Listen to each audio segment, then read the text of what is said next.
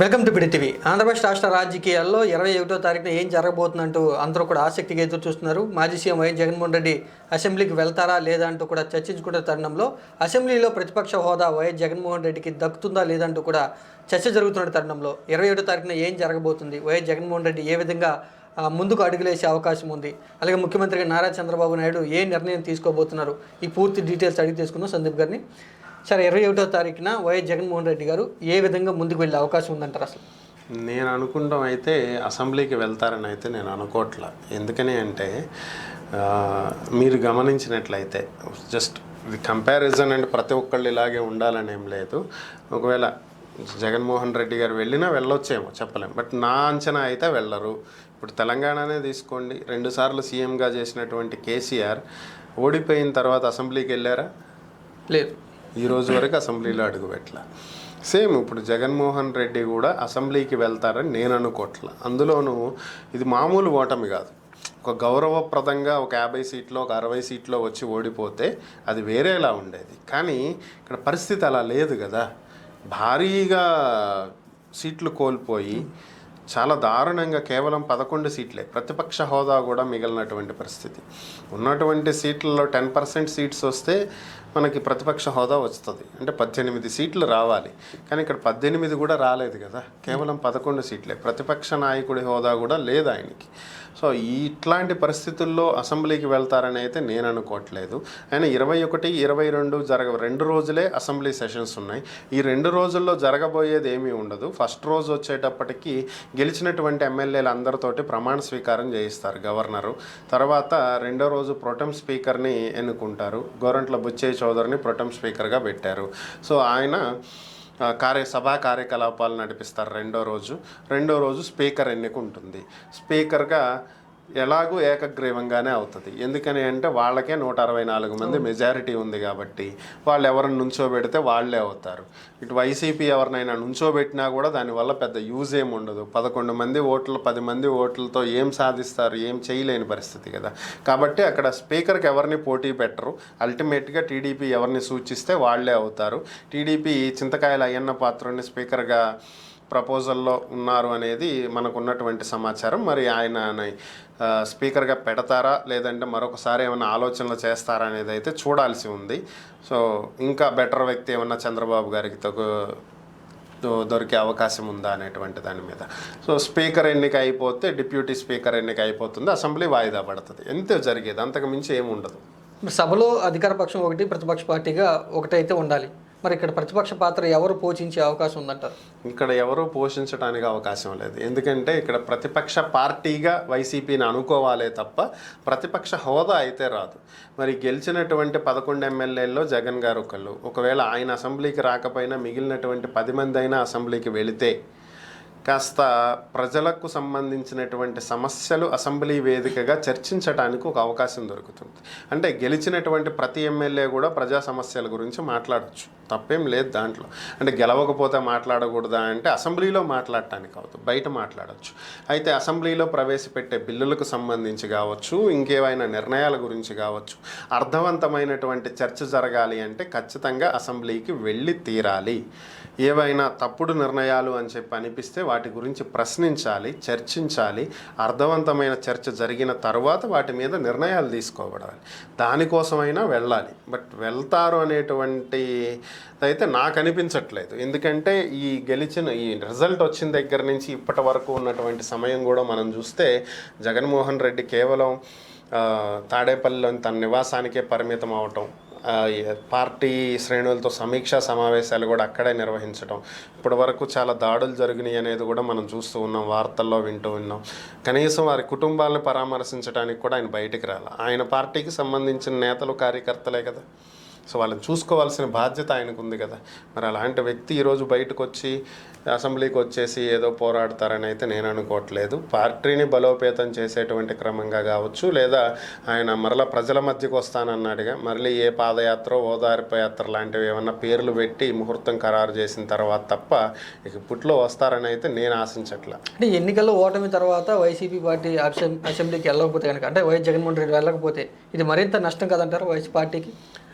పార్టీకి నష్టమా కాదా అంటే పెద్దగా ప్రభావం చూపించేటువంటి అంశాలు అయితే ఉండవు. ఎందుకంటే 2019కి ముందు కూడా ఆయన అసెంబ్లీ నుంచి వచ్చేసాడు, వచ్చి పాదయాత్ర చేపట్టాడు. అంటే ప్రజల్లో ఉన్నాడు. ఇక్కడ ఓటేయాల్సింది ప్రజలే కదా.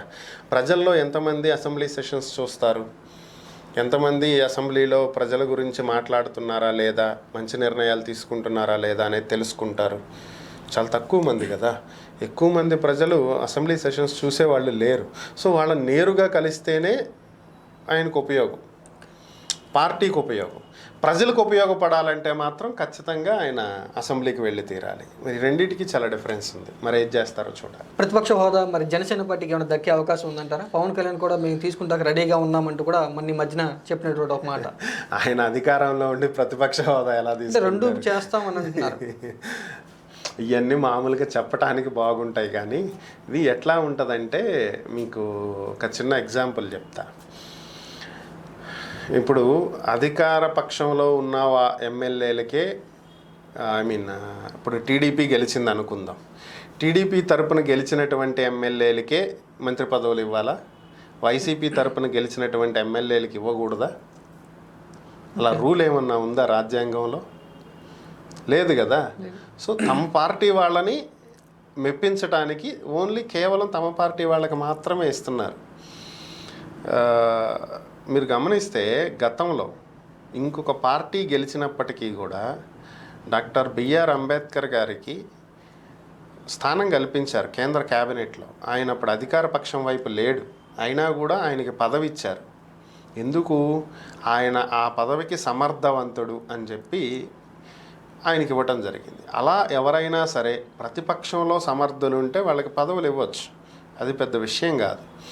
అలాగే అధికార పక్షంలో ఉండి ప్రతిపక్ష పాత్ర పోషిస్తాము అంటే ప్రతిపక్ష నాయకుడిగా వెళ్ళి పక్కన కూర్చోవాల్సిన అవసరం లేదు.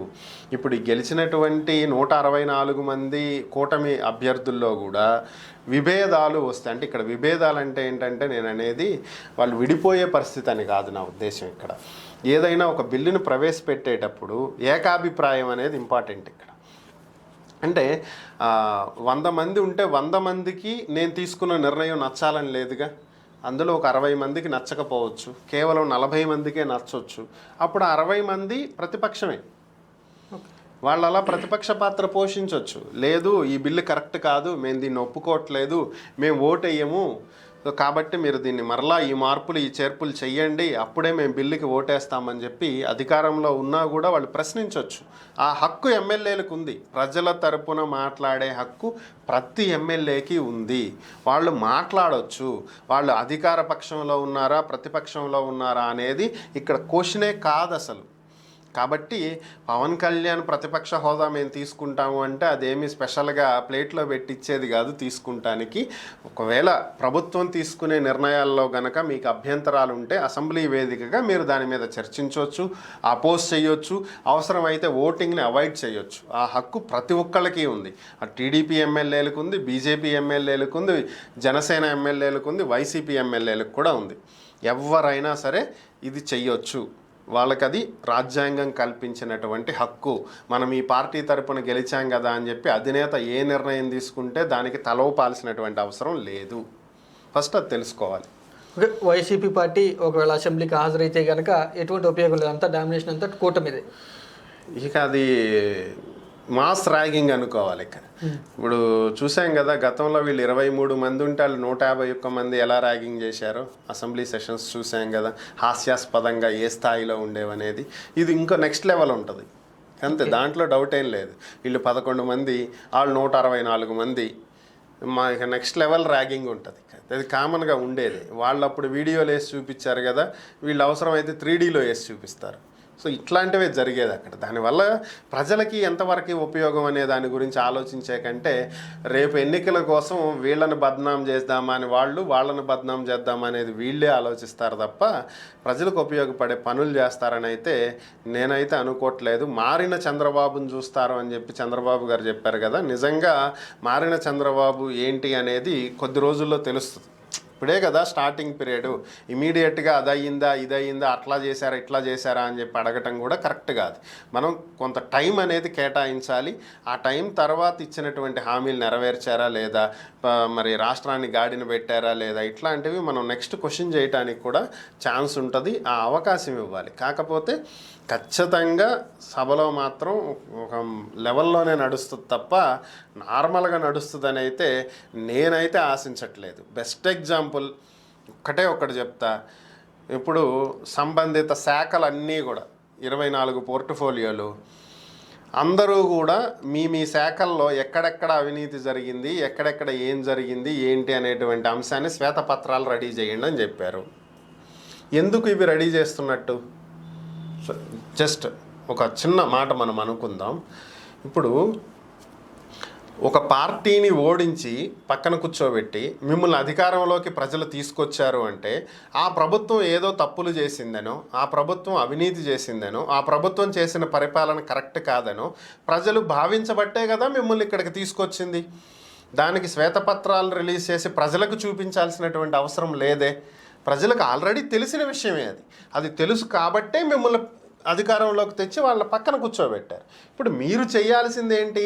నిజంగా ఏదైనా అవినీతి జరిగి ఉంటే, ఆధారాలు ఉంటే దానికి తగ్గట్టు చట్టపరంగా వెళ్ళండి, తప్పులేదు. దాన్ని ఏదో శ్వేతపత్రాలు తీసుకొచ్చి ప్రజల ముందు పెట్టి ఇదిగో ఇన్ని లక్షల కోట్లు మింగేశారు, ఇన్ని లక్షల కోట్లు స్విస్ బ్యాంకుల్లో పెట్టారు, ఇన్ని లక్షల కోట్లు విదేశాలకు తరలించారు, ప్రజాధనం దోచేశారు అని చెప్పి గుండెలు బాదుకోవాల్సిన అవసరం లేదు ఇక్కడ. అవన్నీ ప్రజలకు తెలుసు కాబట్టే వాళ్ళకి ప్రతిపక్షం ఇచ్చారు, మీకు అధికార పక్షం ఇచ్చారు, ప్రభుత్వాన్ని మార్చారు. ఒకవేళ వాళ్ళు కరెక్ట్గా చేసున్నారనేటువంటి ఉద్దేశం ప్రజలకు ఉంటే ప్రభుత్వం మారేది కాదు. వాళ్ళు కరెక్ట్గా చెయ్యలేదనుకున్నారు కాబట్టే ప్రభుత్వం మారింది. సో మళ్ళీ మీరు ఆల్రెడీ వాళ్ళకి తెలిసిన విషయాన్ని మళ్ళీ చూపించాల్సినటువంటి అవసరం ఏముంది? అదొక టైం వేస్ట్ పని కదా. దాని బదులు చట్టపరమైనటువంటి ఆధారాలను సేకరించండి, చట్టపరంగా ప్రొసీడ్ అవ్వండి, అటాచ్మెంట్స్ పెట్టండి, శిక్ష వేయించండి, అవి చెయ్యండి, ప్రజలకు ఉపయోగపడతాయి. అది కాదు కదా చేస్తున్నది. సో ఇవి కరెక్ట్ కాదు ఇలాంటి పనులు అనేవి. అక్కడ తెలంగాణలో చేసింది అదే, ఇప్పుడు వీళ్ళు చేయబోతున్నది అదే. అది వేస్ట్ ఆఫ్ థింగ్ అనమాట. అంటే కేసీఆర్ గారిని వైఎస్ జగన్మోహన్ రెడ్డి గారు ఫాలో అవుతున్నారంటారు. అంతే, దాంట్లో డౌట్ ఏముంది? ఇక్కడ అక్కడ కంపారిజన్ అనేది ఉంటుంది కదా. అక్కడ ఏది చేస్తే ఇక్కడ అది చేయాలి, ఇక్కడ ఏది చేస్తే అక్కడ అది చేయాలి. మొన్న కూడా హరీష్ రావు గారు అదే కదా అడిగింది. అక్కడ అప్పుల్లో ఉన్న రాష్ట్రంలో చంద్రబాబు 4,000 పెన్షన్ చేశాడు, ఇక్కడ మన మిగులు బడ్జెట్లో ఉండి నువ్వేం చేస్తున్నావు అని రేవంత్ రెడ్డిని క్వశ్చన్ చేయలే. సో అంతే, కంపారిజన్ అనేది కామన్గా ఉంటుంది. Okay, thank you sir. Sandeep గారు చెప్పినటువంటి వార్తలను బట్టి చూస్తే త్వరలో జరగబోయేటువంటి అసెంబ్లీ సమావేశాలకి వైసీపీ పార్టీ అధినేత వైఎస్ జగన్మోహన్ రెడ్డి హాజరయ్యేటువంటి అవకాశాలు దాదాపుగా లేవు అనేటువంటి విషయం అయితే స్పష్టంగా తెలుస్తుంది.